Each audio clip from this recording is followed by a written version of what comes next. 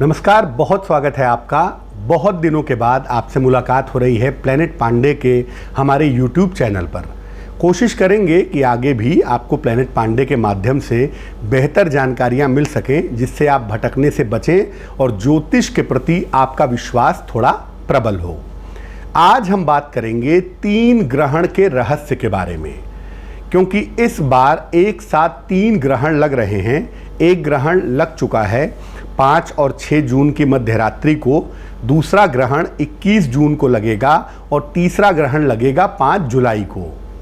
देखिए, वैसे तो ग्रहण हमेशा जोड़े में आते हैं, एक चंद्र ग्रहण आएगा, एक सूर्य ग्रहण आएगा, लेकिन 2 ग्रहणों का एक साथ आना बड़ी बात नहीं होती। लेकिन जब ये 2 ग्रहण 3 ग्रहण हो जाते हैं, लगातार 3 बार पड़ने लगते हैं 15-15 दिनों के अंतर पर, तो ये घटना एक बड़ी घटना मानी जाती है। अगर हम ज्योतिष के दृष्टिकोण से देखें तो देखिए, ज्योतिष में 2 ग्रह सबसे ज़्यादा अहम हैं। एक है सूर्य, जो आपके मन का, आपके प्राण का और आपके शरीर का मालिक है, उसका आधार है, और चंद्रमा प्योरली मन का मालिक है। तो सूर्य को अगर हम शरीर और प्राण मानते हैं तो चंद्रमा इसका मन है, और सूर्य चंद्रमा मिलकर ही शरीर की संरचना करते हैं, शरीर का निर्माण करते हैं। इसलिए जब सूर्य या चंद्रमा प्रभावित होते हैं तो आप सबके जीवन पर, हम सबके जीवन पर गहरा असर पड़ता है। देखिए, मैं ये नहीं कहूँगा कि ग्रहण को लेकर आपको डरना है या आपको घबराना है। आपको ये समझना है कि ग्रहण का पूरा मतलब क्या होता है। देखिए, जो 5 और 6 जून की मध्य रात्रि को ग्रहण लगा, वो चंद्र ग्रहण था। वो उपछाया चंद्र ग्रहण था, यानी वो परफेक्ट चंद्र ग्रहण नहीं था। उसमें चंद्रमा के ऊपर पृथ्वी की एक छाया पड़ रही थी।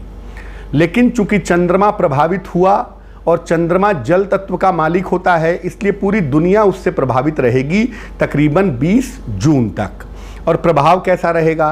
प्रभाव ऐसा रहेगा कि जिनकी कुंडलियां चंद्रमा से संबंध रखती हैं, या जिनकी कुंडलियों में चंद्रमा गड़बड़ है, या जिनकी राशि कर्क है, वृश्चिक है या मीन है, उनके जीवन पर इसका गहरा असर पड़ेगा। उन्हें मानसिक रूप से अशांति हो सकती है, मेंटली प्रॉब्लम्स आ सकती हैं, बीमारियों के शिकार हो सकते हैं। ये स्थितियां 20 जून तक दिखाई देंगी।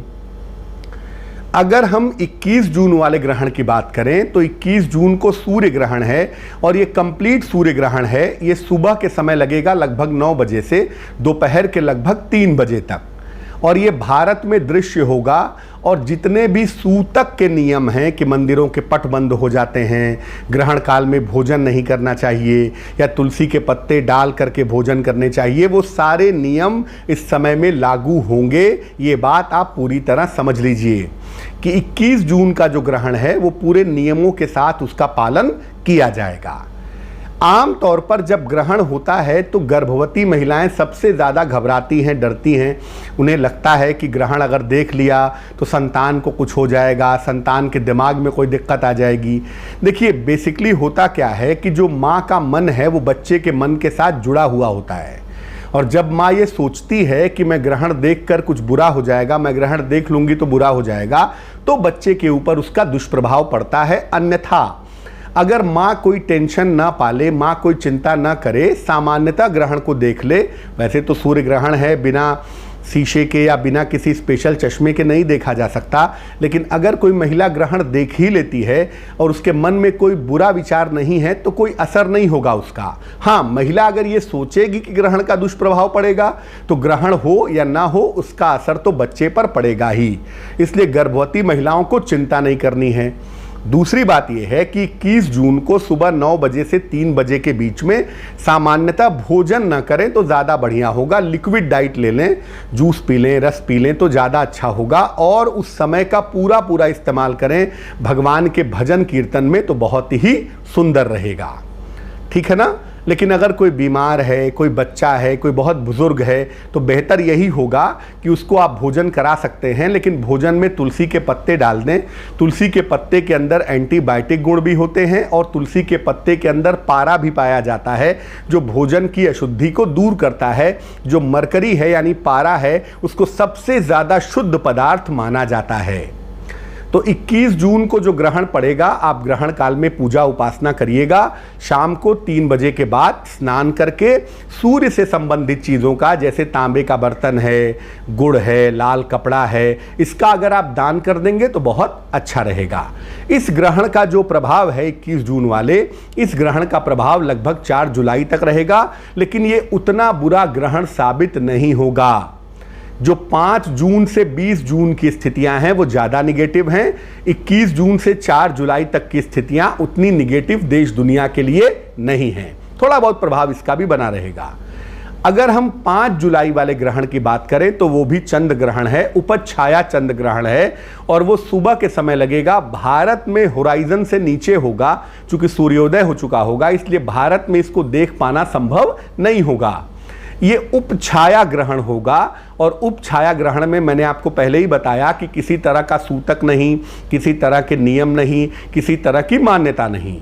ज़्यादा से ज़्यादा आप ये कर सकते हैं कि 5 जुलाई को सुबह के समय में 10 बजे के पहले स्नान आदि करके भगवान शिव की पूजा कर लें, चंद्रमा के मंत्र का जप कर लें, तो आपके लिए बहुत अच्छा रहेगा। अब इन 3 ग्रहणों के साथ अगर हम कोरोना को समझना चाहें तो क्या समझना होगा? देखिए, पहली बात यह है कि इस समय बृहस्पति जो कि रक्षक है, जो कि शुभता का स्वामी है, नीच राशि में है, हालांकि वक्री स्थिति में है।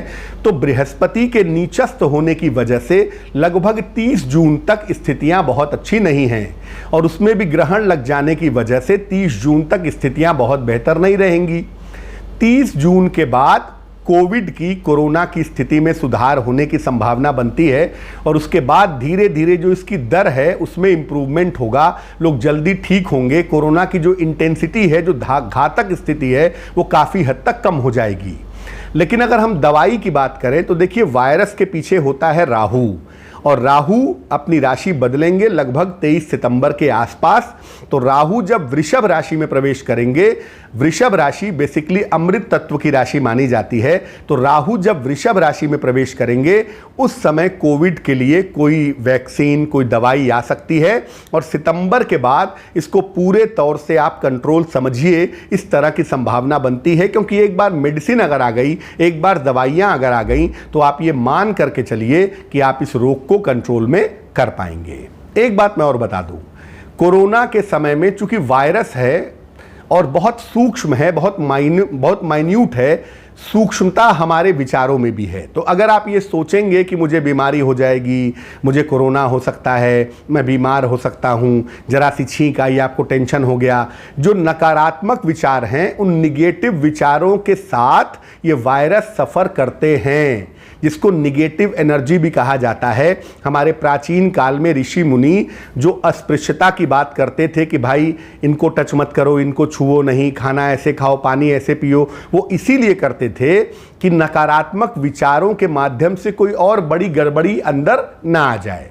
तो आप निगेटिव मत सोचिए, पॉजिटिव सोचिए, पॉजिटिव रहिए, और ग्रहण को लेकर के मन में चिंता करने की आवश्यकता नहीं है। ग्रहण का एक मतलब ये भी होता है कि अगर आप ग्रहण काल में पूजा उपासना करते हैं तो ईश्वर आपकी सारी समस्याओं को ग्रहण कर लेंगे। तो बेहतर यही है कि आप ग्रहण के समय में पूजा उपासना करिएगा, ग्रहण के बाद दान करिएगा, और भगवान का स्मरण करिए, मन में कोई नकारात्मक विचार मत आने दीजिए। तो प्लेनेट पांडे में आज के लिए फिलहाल बस इतना ही।